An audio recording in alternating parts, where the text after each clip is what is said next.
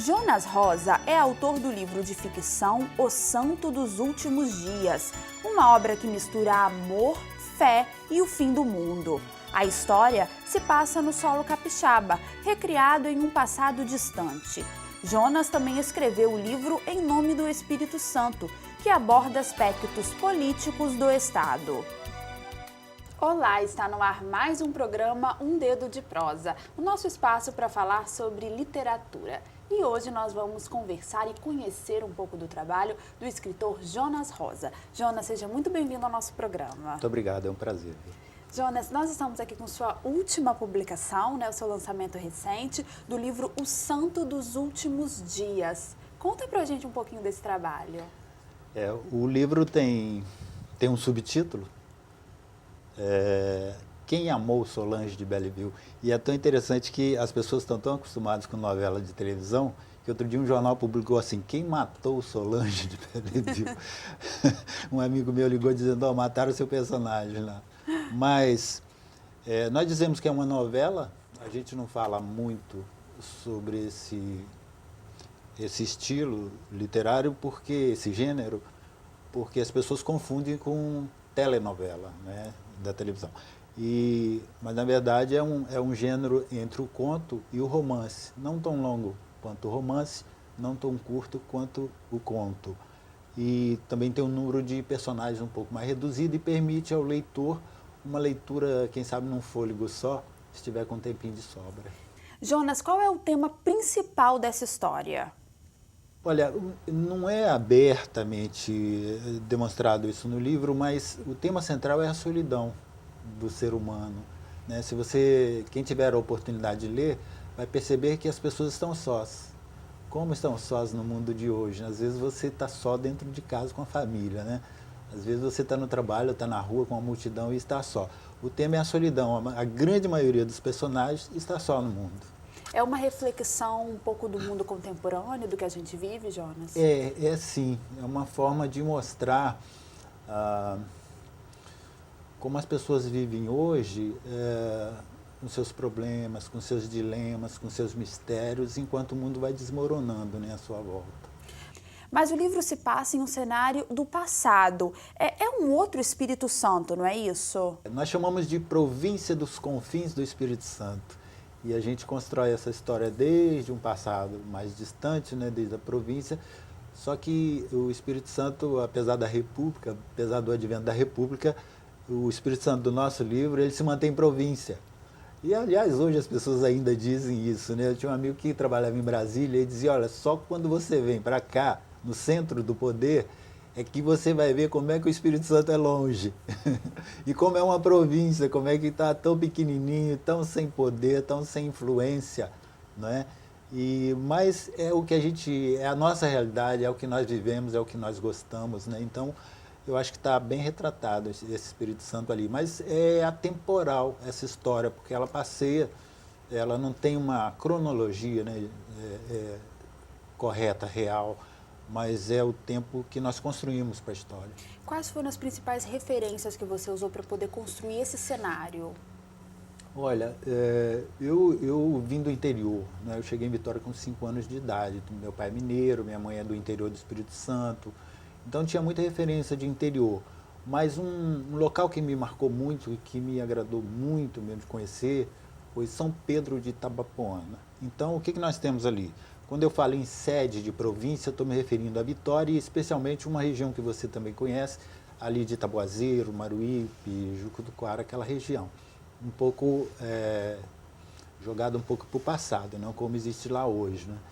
E o outro cenário que aparece, o outro cenário principal que aparece é uma vila no interior, que no livro é uma vila no interior norte do Espírito Santo, que nós chamamos ali de Vila das Maitacas, mas quem conhece São Pedro de Itabapoana vai identificar aquela geografia, né? Uma vila de baixo, uma vila de cima, um casarão que é embaixo, aquelas ruas muito antigas, de pedra, calçamento de pedra, as casas, né, com aquela referência barroca, telhas capa-caná, um riozinho correndo longe, né, o cafezal lá em cima.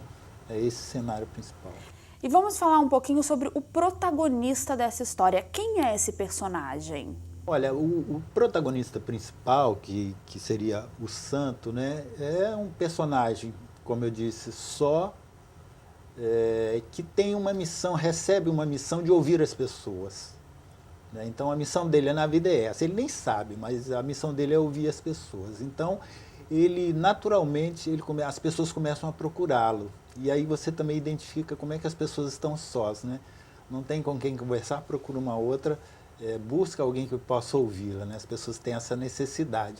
Todo mundo hoje está tentando se fazer ouvir, né? Então, quando você encontra alguém disposto a ouvir, é um bom caminho. E, além dele, quer dizer, num nível de quase igualdade de importância na história, nós temos a Solange, que é uma história que corre paralela à do Divino, e caminham para se encontrar, e só depois que você vê se encontram ou não, né, mais para o final, mas que eu gostei muito de construir, principalmente essa história da Solange, porque é uma coisa meio fantástica, né, meio referência de Gabriel Garcia Marques, que foi muito prazeroso botar isso no papel. Eu ia perguntar justamente isso, quais foram as suas influências para desenvolver essa história? Eu, desde muito cedo, eu me encantei com os universos criados pelo Gabo, né, como chama o Gabriel Garcia Marques. É uma literatura riquíssima, não é? Ele chegou ao Nobel de Literatura com 100 anos de solidão e não foi à toa, né? Ele pegava as referências dele de infância, de menino, do crescimento dele, e começou a construir aquelas vilas, aquelas histórias, e construiu a obra dele toda nesse sentido. Então, e sempre num cenário muito fantástico, né? Muito bonito. Ele se dá ao luxo de afrontar as leis da natureza. Então, isso me influenciou muito, e eu tento trabalhar nesse sentido também, claro, com uma outra visão. E, Jonas, esse é o seu primeiro livro de ficção. Como é que foi o desafio de escrever ficção? Eu já vinha tentando escrever ficção há algum tempo, mas a falta de tempo por causa do trabalho, né, de estudos e tal, você nunca engatilhava uma coisa de mais peso, né? Então tinha muita crônica, muito conto publicado em jornal, publicado em coletâneas, em outras obras por aí. E até gostei de alguns trabalhos, por exemplo, tem uma crônica que é Muito Prazer, Vitória, que a prefeitura premiou um concurso lá e depois, inclusive, mandou para fora. Tem um livro de fora, não me lembro, eu acho que São Paulo, os caras ligaram, a prefeitura está sugerindo a publicação e tal. E eles publicaram. E uns contos também, tem um conto também que eu gosto muito, que é Amores e Azares nos Confins de Minas, que conta a história de pessoas do interior de Minas que vinham tentar a sorte no litoral. Então pegava aquele trem balançando, chuc, e vinha para o litoral. Então tudo é ficção. Mas para você construir uma história um pouco mais longa, que exige uma estruturação maior, né, um estudo melhor dos personagens, você precisa ter um tempo maior para se dedicar a isso, né? Então demorou um pouquinho, agora que eu estou mais liberado de trabalho, essas coisas, deu para sair. E durante o processo de construção desses personagens, você buscou alguma referência, por exemplo, na sua vida pessoal? Como é que foi isso? Não tem, autobiografia não tem, mas tem muito da cultura popular, né? Tem muito de cultura popular, tem muito religiosidade, né? Porque a gente vê essas manifestações culturais e religiosas, das festas religiosas, uma coisa que marca muito a comunidade, marca muita gente, né? Então tem muito da festa do Divino do Espírito Santo, que é uma festa interessantíssima. Talvez a gente aqui dentro de Vitória não dê muita atenção, mas se você for sair um pouquinho só da capital, ali em Viana, você vê uma festa de 3 dias, longa, com aquelas procissões, com aquelas bandeiras, com aquelas flâmulas, as pessoas vestidas a caráter, representando personalidades do divino, né? Um imperador, uma imperatriz. Então, essa religiosidade, ela está representada ali no livro. E essa história, ela surgiu, assim, da onde? Às vezes é até difícil, né? Às vezes você aparece com a ideia assim, não sabe em que ela veio sendo construída na sua cabeça e não sabe bem. Esse aí, realmente, eu não sei, eu não me lembro como é que ela surgiu, não. Mas, em determinado momento, eu vi que eu tinha um título, eu vi que tinha um início e, logo em seguida, veio o final. Aí, então, você só trabalha a estruturação da história para que você não pare de escrever, né? Porque se você começa a escrever só com o começo na sua cabeça, é muito difícil você desenvolver. Se você começa a escrever só com o título, você não sai da primeira página. Então, o que você faz? Você tem umas partes bem definidas, olha, a história é isso aqui, acho que o título é esse aqui, acho que o final seria muito legal fazer isso. Aí você vai construir a estrutura disso aí, né? Como desenvolver isso em capítulos, o que pode ser enfocado em cada capítulo, em cada fase da história. É claro que depois, quando você começa a escrever efetivamente, algumas coisas vão mudando, você vai encaixando outras, né, referências, mas é mais ou menos assim. E esse percurso levou quanto tempo, mais ou menos? Você tem ideia? Isso talvez tenha levado um pouco menos de 2 anos, porque é o tipo da coisa muito lenta de construir, né? Você vai, desiste de uma coisa, traz outra, busca referências mais antigas, né, das suas informações, dos seus conhecimentos, e vai encaixando ali, né? E como é o processo de revisão? Você é muito crítico com aquilo que você faz? Estou perguntando, Jonas, porque muitos escritores que a gente conversa aqui no Dedo de Prosa falam isso, que são muito críticos. Então, quando eles vão revisar os textos, muda e fica um pouco paralisado nesse processo, assim. Você tem isso também? Tem sim. Às vezes é difícil até você chegar à conclusão de que está pronto, né? E o pior é que quando se você for ler, é melhor não ler não. Depois que você publica, não leia mais, porque você vai encontrar problemas. Dizer, pô, foi isso que eu escrevi? Era isso que eu queria escrever? Eu podia ter mudado aqui. Então, a maioria dos escritores nem leem de novo depois da publicação. É verdade. É uma boa sugestão. Não leia não, para não se aborrecer, para não ficar arrependido de alguma coisa, né? Mas, normalmente, quando você chega tem um momento que você tem que liberar. É igual filho, né? Tem uma hora que você tem que deixar ir para o mundo, né? Você não vai ficar segurando a vida inteira para você. Você escreve, você não escreve para você. Você escreve para alguém ler, né?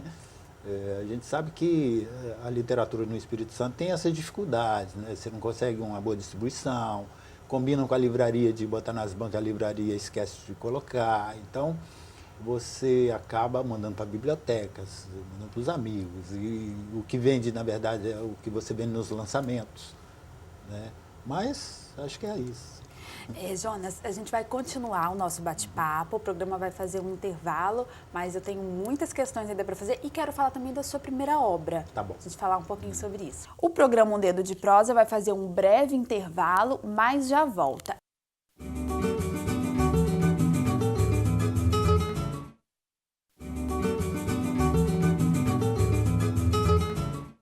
Estamos de volta com o segundo bloco do programa Um Dedo de Prosa, hoje batendo papo e conhecendo um pouco do trabalho do escritor Jonas Rosa. Jonas, no primeiro bloco nós falamos um pouco da sua última publicação, né, que é o livro O Santo dos Últimos Dias, e eu queria saber um pouquinho como é receber as críticas, agora que o livro já está aí sendo vendido, distribuído. Como que você, como escritor, trabalha com essas críticas? Nós botamos um e-mail do livro, específico para o livro, exatamente para receber, né, sugestões, informações das pessoas que, por acaso, o leiam. É muito interessante, porque essa história, pelo menos, a gente tem muito amigo jornalista, muito amigo publicitário, muito intelectual na vida da gente. Então, o que eu fiz? Eu mandei o livro para algumas pessoas antes, os colegas, por exemplo, que a gente trabalhou junto, que hoje estão no exterior, então tem gente na Irlanda, Dalva Ramalho está na Irlanda, tem gente que está na Alemanha, tem muita gente nos Estados Unidos. Tá? Essa turma de fora eu mandei tudo. Fora do estado também tem gente em Brasília, em São Paulo, Rio. Eu mandei antes. Então, é muito interessante você ver quando a pessoa, se ela não gostar muito, ela faz aquele silêncio gostoso, né? Diz, olha, muito sucesso, muita sorte, muito não sei o que e tal, mas não critica, não. Agora, as pessoas mais comuns, pessoas mais do povo, as pessoas mais simples que tiveram a oportunidade de ler antes, a gente distribuiu o digital, né? Tem dado um retorno muito legal, muito agradável de ver. Mandam e-mails, né? Mandam pelo Facebook e mandam mensagens pelo celular dizendo, tá bem legal. Você não pode ter a pretensão de agradar todo mundo, né? Você não pode ter a pretensão de agradar pessoas de gosto muito exigente que leem literatura há 1000 anos, né? Que está acostumado com a melhor literatura universal. Então, é claro que, para a gente, a literatura é uma caminhada, né? Você começa e vai aprimorando. Um dia a gente chega lá, né? E como é que está o trabalho de divulgação do livro, Jonas? Você comentou no primeiro bloco até da dificuldade, né, que os escritores têm aqui no estado de distribuir e de fazer mesmo esse livro chegar aos capixabas. Como é que você está trabalhando isso? A gente fez uma divulgação pela internet, né? Nós colocamos o livro como livro em plataformas digitais. Hoje você pode comprá-lo pela Amazon.com. Você pode comprá-lo pelo Kobo Books, também no digital. Na Amazon acho que são $2,99, na Kobo são R$5, não sei o que, alguma coisa assim. Deve entrar essa semana também digital na Saraiva, para possibilitar as pessoas que estão fora, de repente, encontrar o livro, né? O livro impresso, além dessa distribuição que a gente fez, nós fizemos 2 lançamentos. E é muito difícil, depois disso, você conseguir distribuí-lo. A gente manda para bibliotecas, né, as pessoas que se vai tendo acesso. Mas é difícil porque você não conta com uma distribuidora, não tem o peso de uma editora, você não tem uma publicidade mais efetiva, paga nesse sentido. Então a gente vai tentando trabalhar espaços para mostrar o livro, né? Então o jornal às vezes dá alguma coisa, dá uma foto, dá não sei o quê. Aí as pessoas vão se interessando devagarinho. Essa questão da editora, a gente estava até conversando, há uma compensação, né, da obra ser do autor, porque você participou de cada detalhe da obra. De uma ponta a outra, né? Você escolhe a pessoa que vai fazer a arte, você escolhe a pessoa que vai fazer a revisão, você escolhe a capa, né? Essa capa, por exemplo, é uma foto do colega jornalista Ricardo Medeiros. A moça foi, deu uma trabalhada nela e entrou a capa. Quer dizer, é muito prazeroso você ter o livro sob controle. Então, por exemplo, eu quero os capítulos começando nas páginas ímpar. Entendeu? Sou eu que quero, sou eu que estou fazendo. Até os mínimos detalhes. Os mínimos mesmo. detalhes. Eu quero um espaço aqui, eu quero um espaço aqui, eu quero que você construa alguma coisa aqui. Então você pede. Quando você manda para uma editora grande, já era, você perde completamente o controle do seu trabalho. Muitas vezes os caras até te ligam, vão ter que mudar, querem até mexer no texto. Em algumas ocasiões acontece isso. Entendeu? O cara, aqui não tá não sei o que, bicho, então devolve o livro, então, ou não, né? De repente é uma grande editora que, se você chegar nela algum dia, o cara, você até estuda a possibilidade de dar uma mexidinha aqui ou ali, para poder garantir, porque o que o escritor quer, na verdade, é que o livro seja lido, né? Hoje você não tem mais esperança de que, você não vai escrever o próximo Harry Potter. Você não vai escrever o próximo 100 anos de solidão, não vai. Então, não adianta pensar que vai ficar rico com literatura. Você quer que as pessoas leiam o seu livro. Isso é o mais importante para a gente hoje. E você falou até da plataforma digital, ela vem mesmo nesse sentido, de ajudar o acesso. Né? Você percebe isso, assim, claramente? Não, é bem legal, porque só a possibilidade, né, de uma pessoa qualquer, em qualquer lugar do mundo, ter acesso ao seu livro, já te dá uma satisfação enorme. Então você hoje tem lá o Mr. Obama lá na Casa Branca, se ele quiser ele acessa a Amazon e compra o livro, entendeu? Então é uma pessoa simples, um brasileirozinho que está lá, um brazuca, está perdido nos Estados Unidos, trabalhando, lavando pratos, não sei o quê, de repente, vou procurar alguma coisa em português, acha o seu livro. Essa possibilidade é que nos dá essa satisfação, né, de ver o livro na rua, disponível para as pessoas.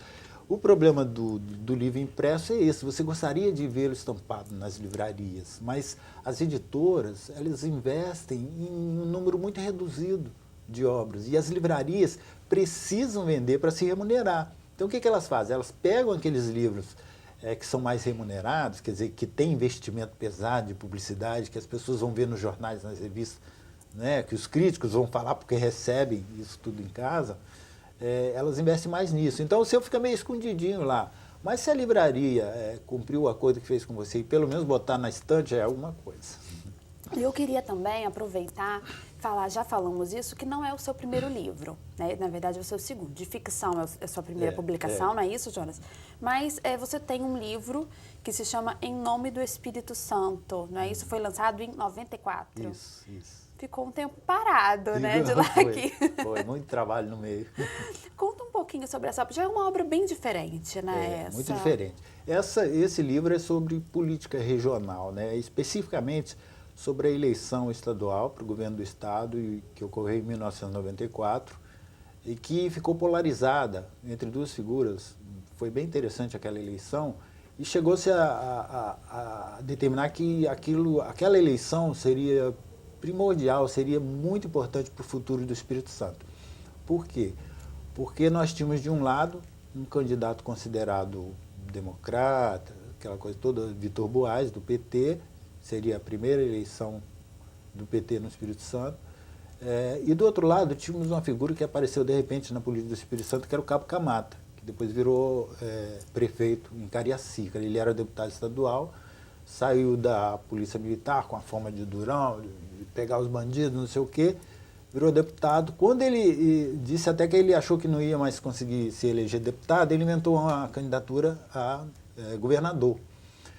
E o pior é que surpreendeu todo mundo, porque ele veio com aquela fala pesada, a violência começava a aparecer no Espírito Santo, ele disse que ia sumir com os bandidos. Não se pode falar muito dele, porque já morreu, não tem como se defender, né? Mas a história era essa. Então ele apareceu com um discurso que alcançava muito as pessoas de baixa renda. Vitória estava atraindo muitos trabalhadores para as indústrias, a periferia estava crescendo muito, né? Essa gente sem formação, com a vida muito difícil, foi atingida no coração com o discurso dele. Eu vou acabar com os bandidos, eu vou limpar aqui, se um secretário meu se meter em corrupção, eu vou dar uma surra pública nele, parecia com esse tipo de coisa. Então, o que aconteceu? A candidatura que todo mundo achou que estava tranquila para chegar ao final vitoriosa, tal, começou a ter dificuldade. O Cabo Camata começou a crescer muito, começou a concorrer e de repente parecia que ele ia vencer a eleição.